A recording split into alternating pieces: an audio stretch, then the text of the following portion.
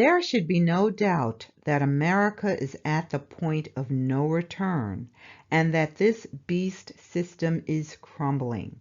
This nation is being controlled by the Luciferian elite who remain in the shadows as they manipulate world events to bring about a one-world government. This is part 3 of the series designed to expose the crimes committed against the enslaved people brought to this land. In this session, we will talk about race and law as it existed in this nation to subjugate blacks. I don't think we really understand how pervasive and demonic the Jim Crow and Black Code laws were in limiting the freedom and advancement of blacks after chattel slavery. When you really understand how the system worked, you have to ask the question, when did slavery really end? Listen to this. In 1865 and early 1866, these new governments in the South, all white governments created by Andrew Johnson, going to have to deal with the situation of the former slaves. What is their status going to be? What rights are they going to have? And so they passed these laws to regulate the conditions of the former slaves. So the Black Codes are really an attempt to use the power of the government to get the plantation system going again. Not as slave labor, that's gone, but as forced labor, where blacks would be paid some minimal wage, but they would have no alternative but to go to work for white employers. They don't go into effect. In fact, in early 1866, Congress passes the Civil Rights Law, which actually says that all laws must apply equally to all citizens. And that abrogates all these black codes because they're only for blacks. But they're important as a sign of what the white South has in mind for blacks unless the federal government comes in and protects them. Now, they give them some rights. They're no longer slaves. They can't be bought and sold. Their marriages are now going to be legally recognized as they weren't under slavery. They can own property in some states. Actually, Mississippi barred them from owning land. But that's it. They had no right to vote. They had no right to serve on juries. They had no right to testify in court in cases involving white people. They could not own guns the way white people could. And most importantly, they had to go to work for white people. They had to sign year-long labor contracts with a white employer. Otherwise, they would be called vagrants, arrested, fined, and if they couldn't pay the fine, they'd be auctioned off to some white person who could pay the fine. So in other words, a black guy with land working for himself, that's illegal. You got to work for a white employer. He'd be arrested as a vagrant and sold to a white employer, basically. They couldn't go to work for themselves. They couldn't follow a trade, something like that. That's why Mississippi barred them from even owning land, so that they had no alternative but to work for white planters. So the Black Codes are a very, very restrictive idea of what freedom really would mean for these former slaves. So did slavery really end under Abraham Lincoln? Or did the elite find another way to keep their structural system in place? Is it even possible for the federal government not to know that Union soldiers were recapturing people and forcing them to work? Is that what we're supposed to believe? My son-in-law actually told me about the Devil's Punch Bowl. Some of you may have already heard about that one.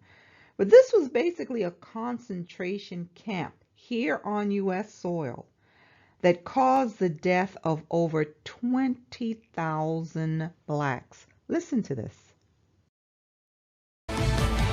Concentration camps. People mostly associate the term with Nazi Germany, but historians say it's true. They also existed in America.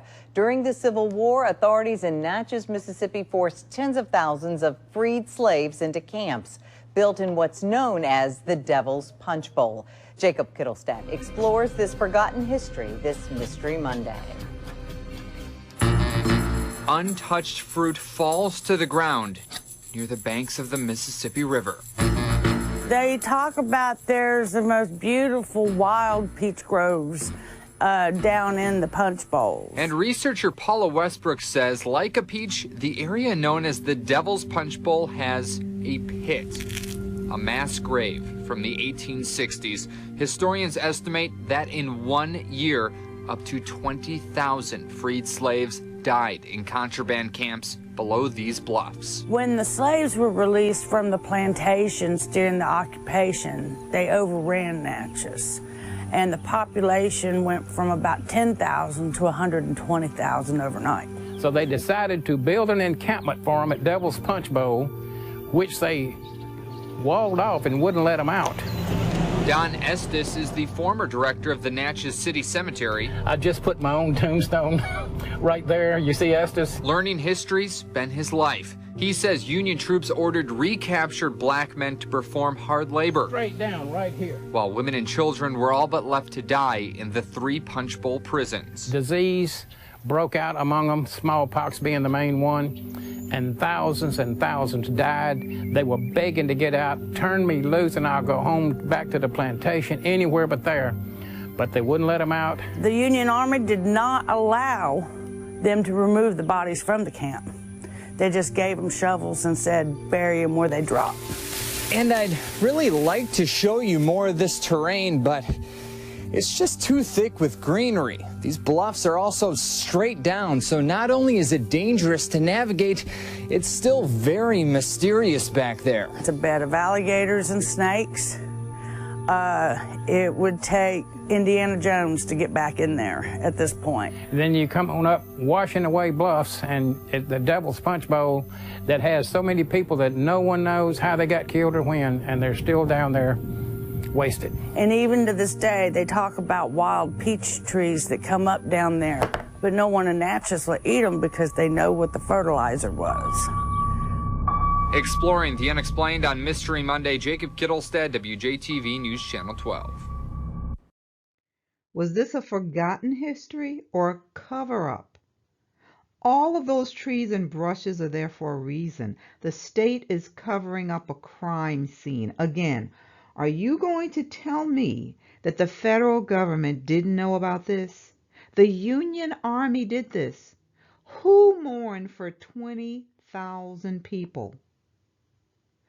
Lady Justice isn't just blind, she's complicit.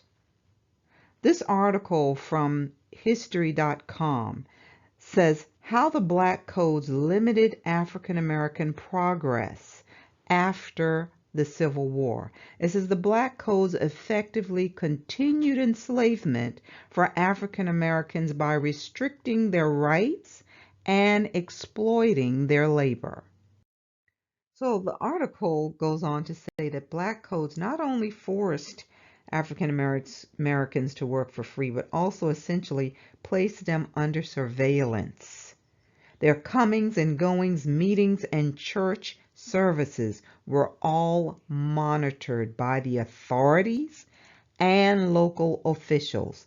Black people needed passes and white sponsors to move from place to place.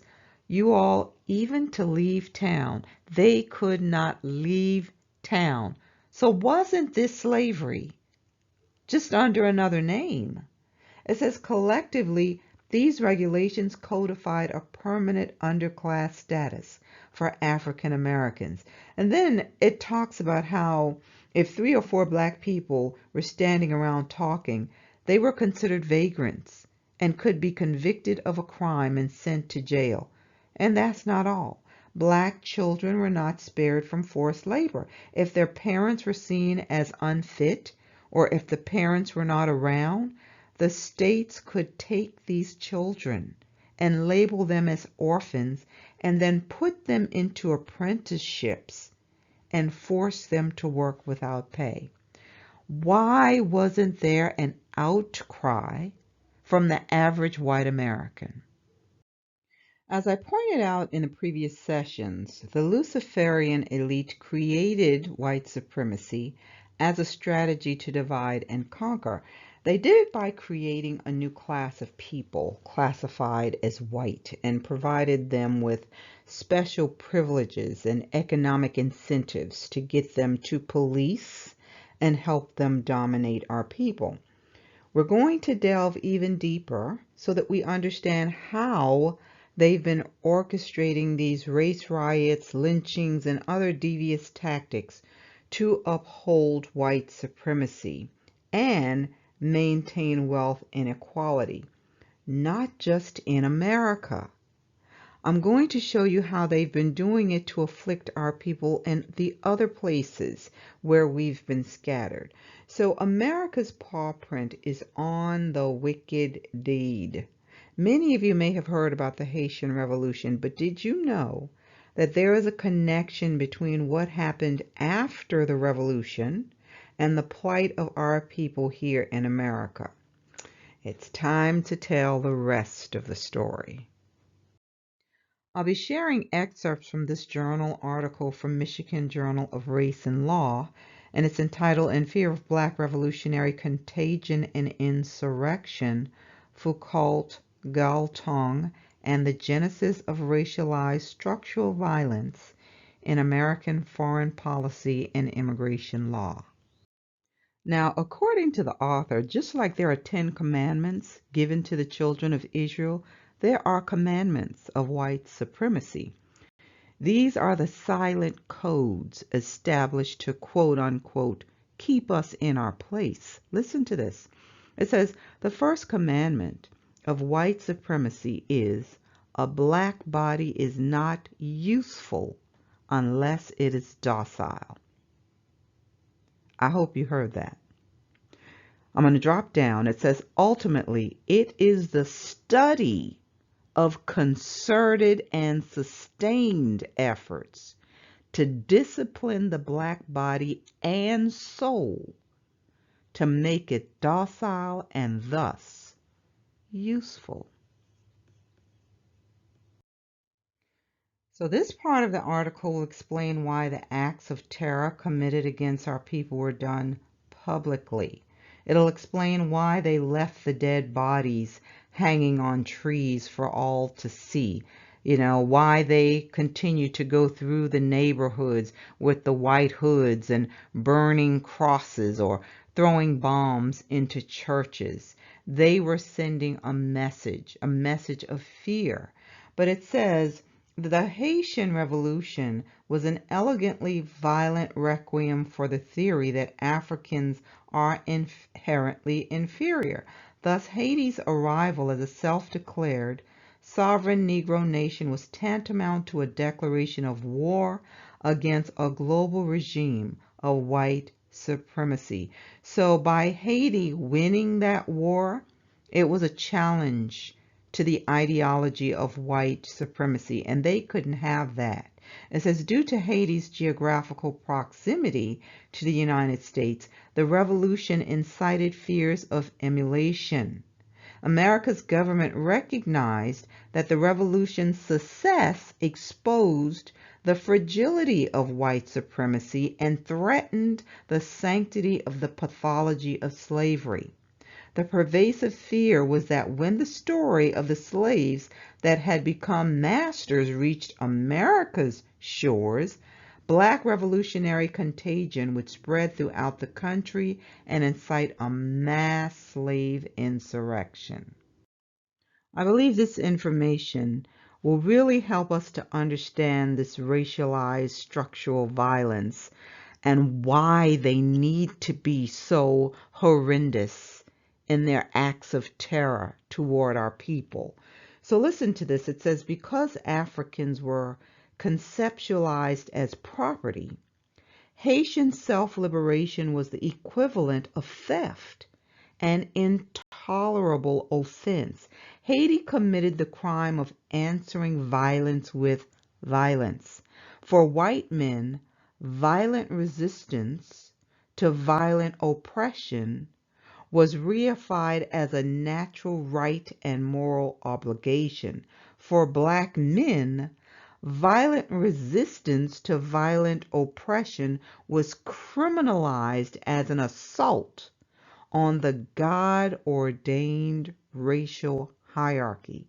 Haiti became a symbol of the African body and soul due to its crimes and the target of discipline and punishment.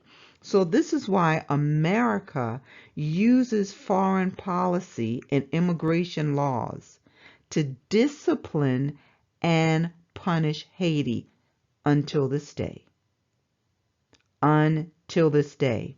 The article says it wanted to transform Haiti from a hero into a punitive signpost, a symbol of all the bad things that will happen to you if you, as a black person, exercise agency in contravention of white supremacy. In other words, if you try to stand up against it. So I want to shift gears a bit and turn to this other article to show you what happened to Haiti as a result of reclaiming its independence, because some of you may not know the story. This comes from The Conversation. It's entitled When France Extorted Haiti, the Greatest Heist in History. And it really was, you all. It is shameful what France did to Haiti, but it had the backing of the other European nations, particularly America. So this is written by Marlene Doubt, professor of African Diaspora Studies at the University of Virginia. So she says much of the reparations debate has revolved around whether the United States and the United Kingdom should finally compensate some of their citizens for the economic and social costs of slavery that still linger today. She says, but to me, there's never been a more clear-cut case for reparations than that of Haiti. She goes on to say that she's a specialist on colonialism and slavery, and says what France did to the Haitian people after the Haitian Revolution is a particularly notorious example of colonial theft.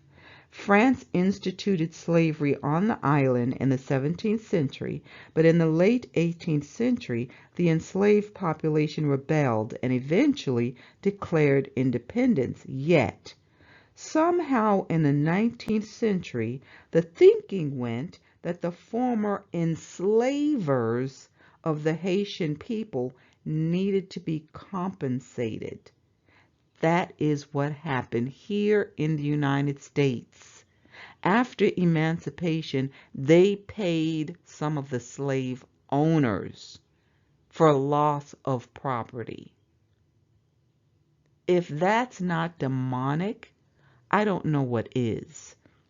It goes on to say, just as the legacy of slavery in the United States has created a gross economic disparity between black and white Americans, the tax on its freedom that France forced Haiti to pay, referred to as an indemnity at the time, severely damaged the newly independent country's ability to prosper.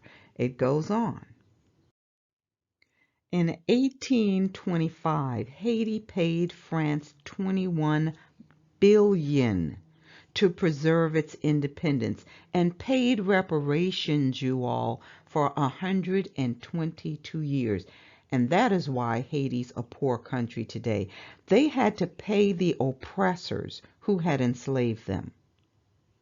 Just think about that. Haiti is one of the poorest nations in the world because European nations stunted its development.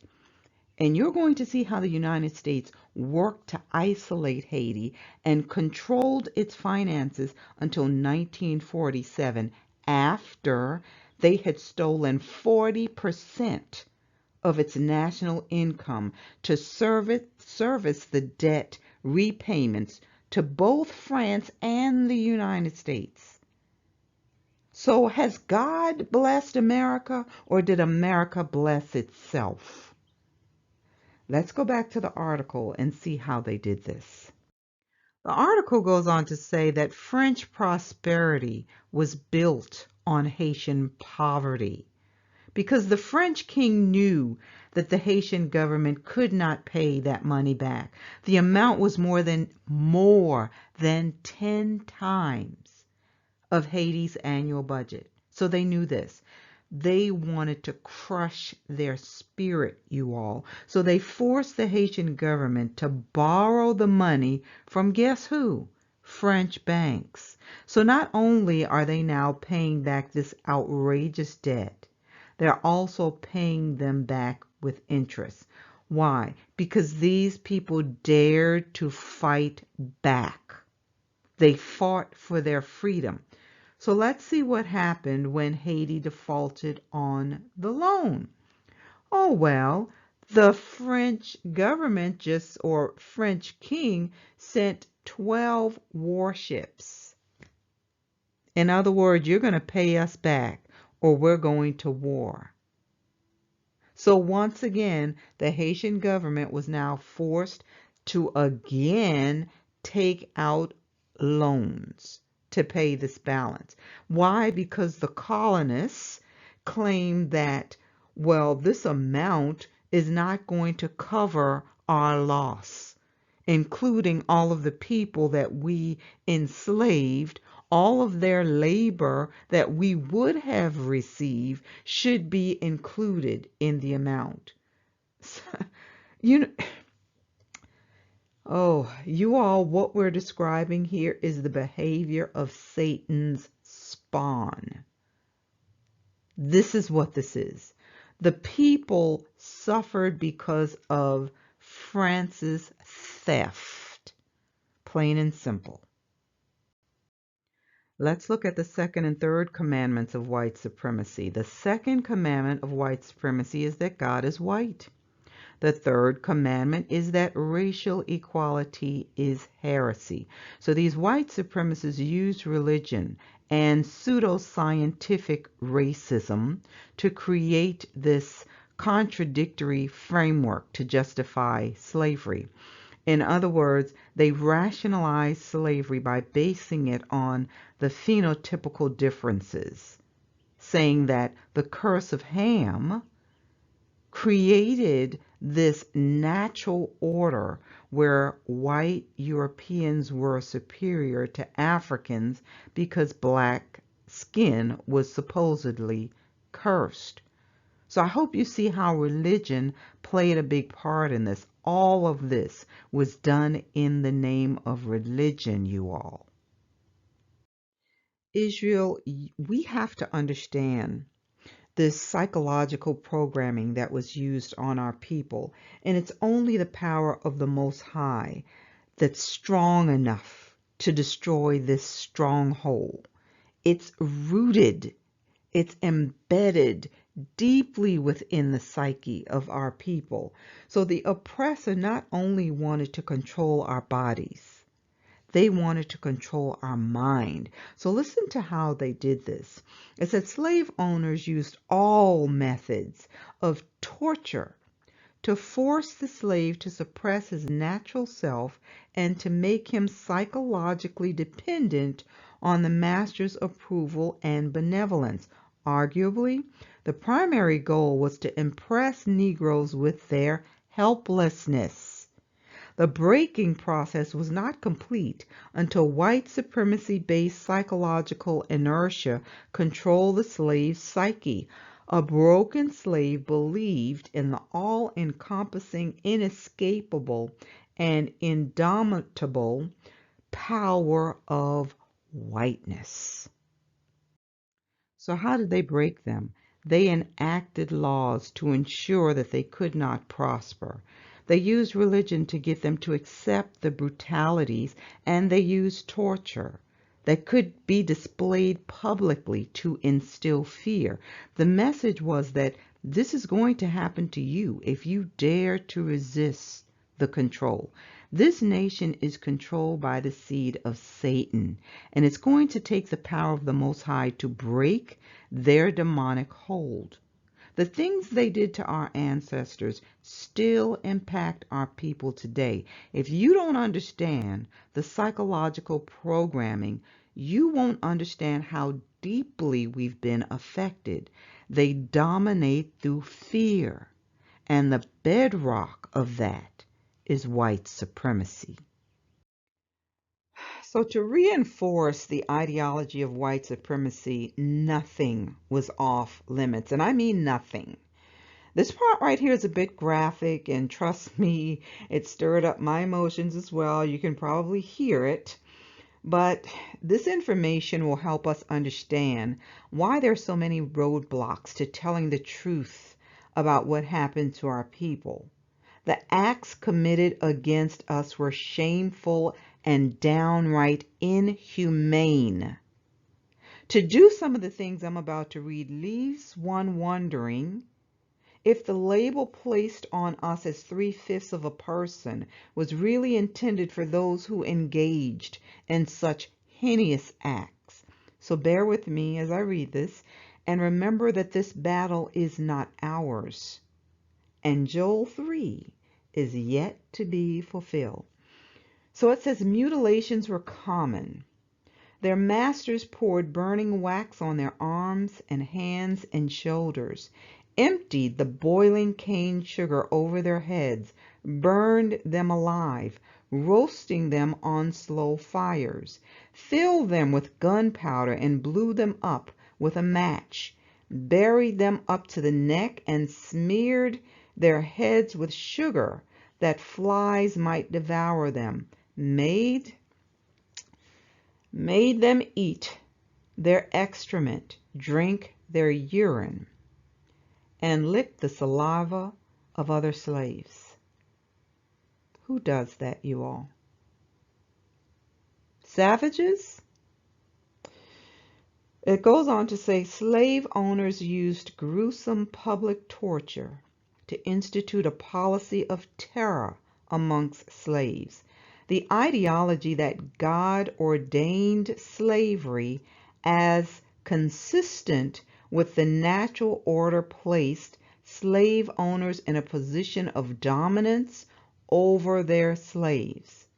When a slave disobeyed his master, he was disobeying God. That was the mindset that was beaten into our people. So this leads us to their fourth commandment of white supremacy, which is honor your master, that your days may be long in the land that the Lord your God has given him. And I do want to state here that we should also know that our people resisted. They continued to fight. A lot of the stories are not told. They don't want it to be known that there were several insurrections and uprisings. But that's a fact that they definitely want to keep hidden.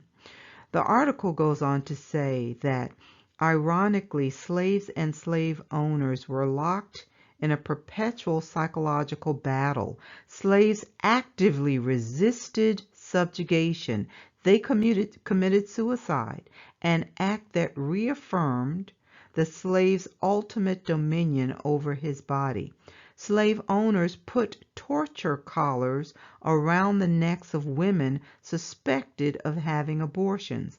The master would not remove the torture collar until the woman produced a child.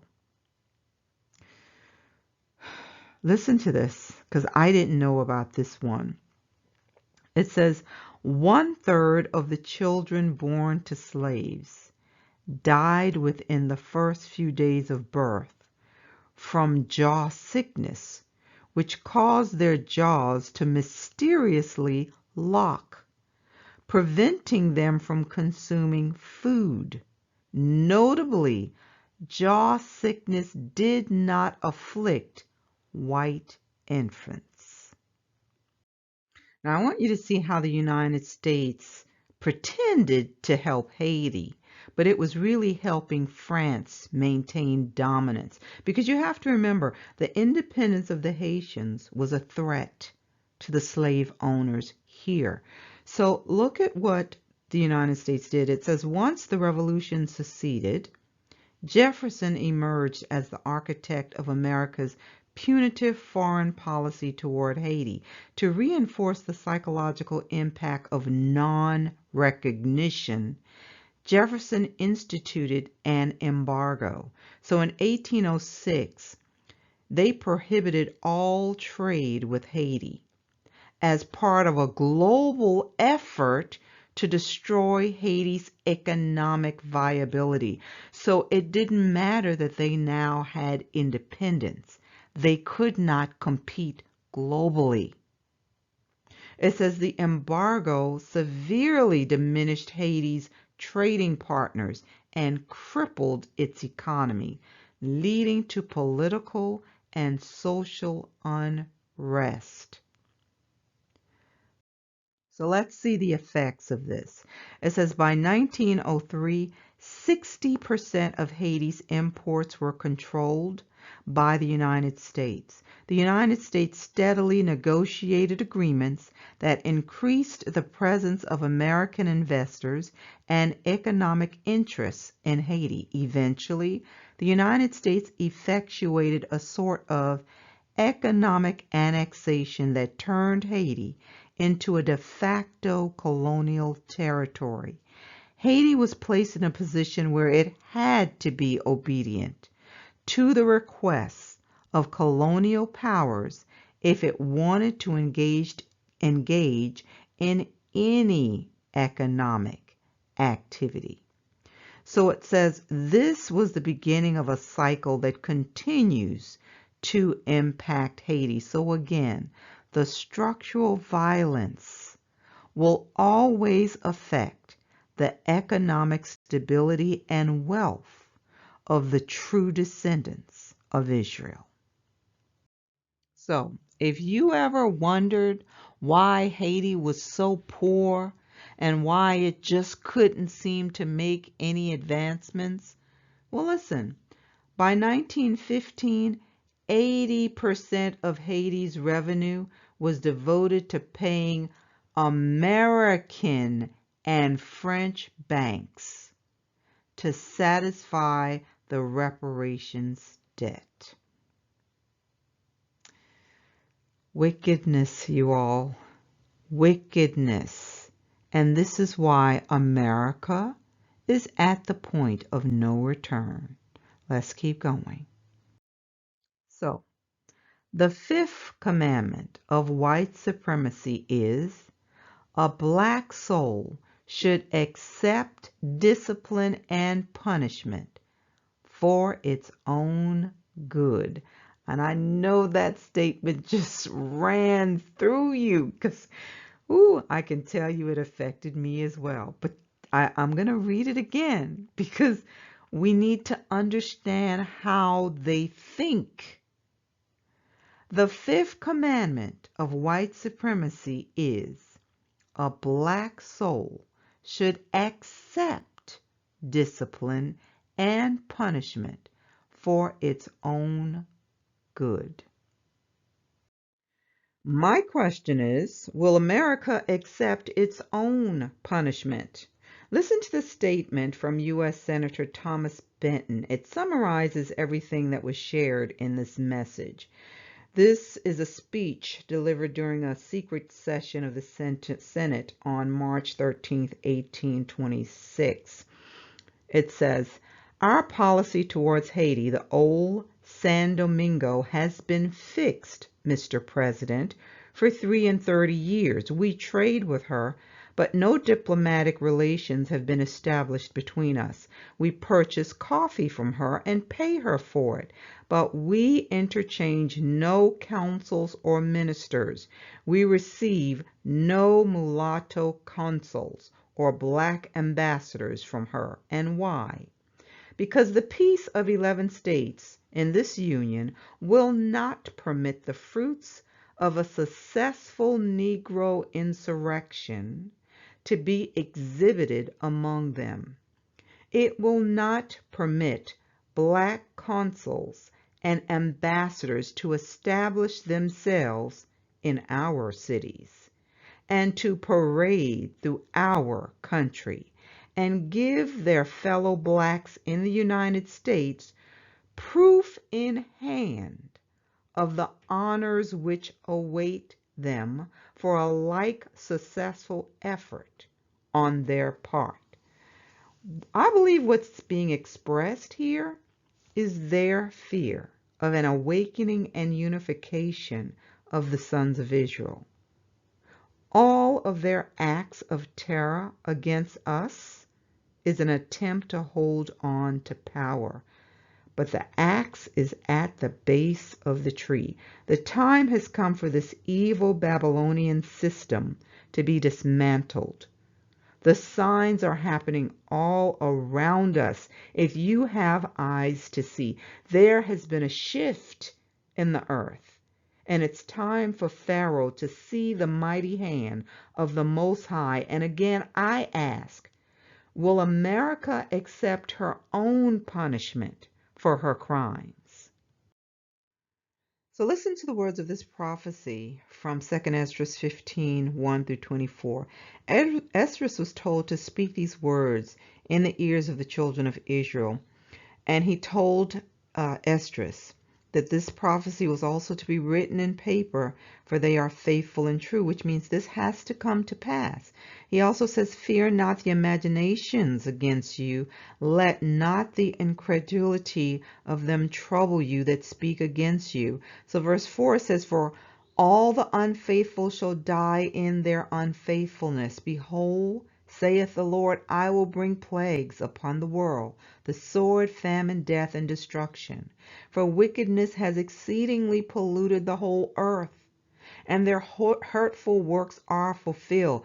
Therefore saith the Lord, I will hold my tongue no more as touching their wickedness which they profanely commit, neither will I suffer them in those things in which they wickedly exercise themselves.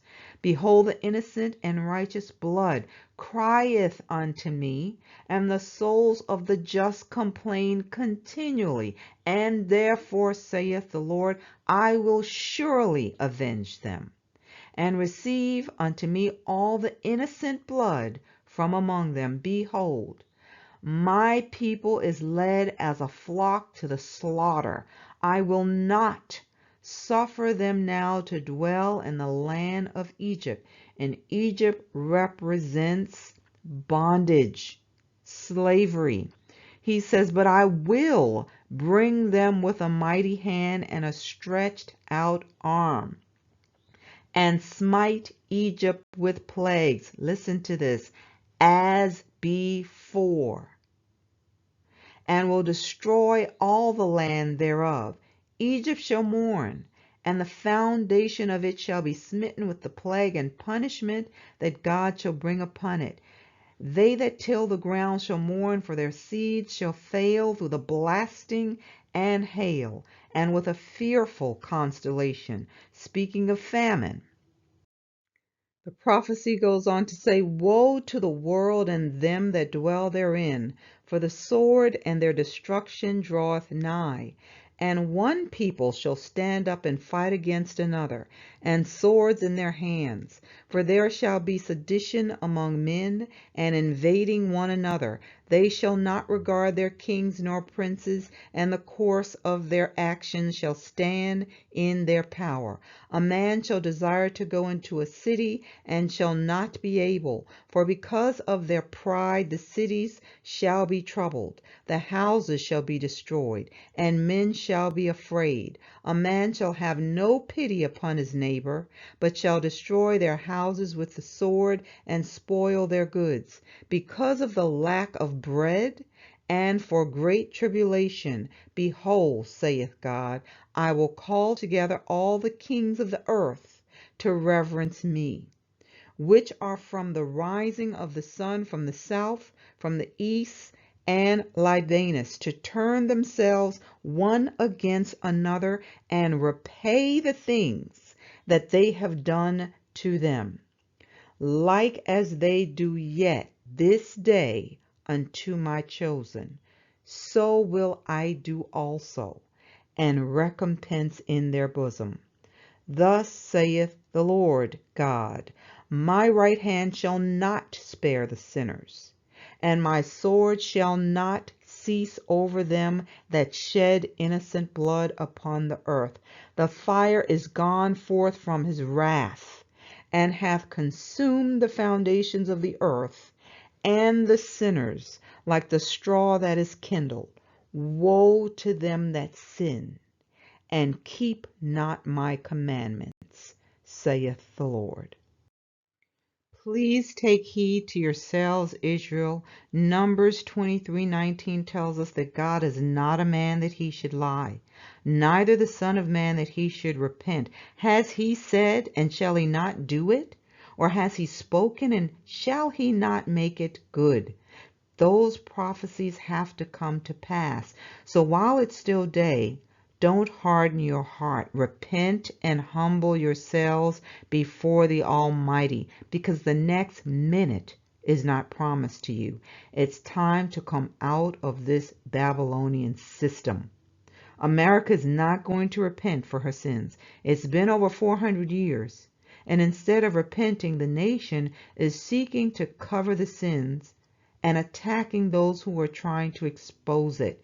So you have to pray and ask the Father how to disconnect from this wicked beast system. It will be destroyed. But we know that he sent his word to heal us and deliver us from destruction. So it's time to hear the voice of the Father while he's still drawing you unto his Son, which is his word made flesh. I hope this message has been a blessing to you. Please hit like and share and help us spread the word. Join me next time. Shalom, everyone.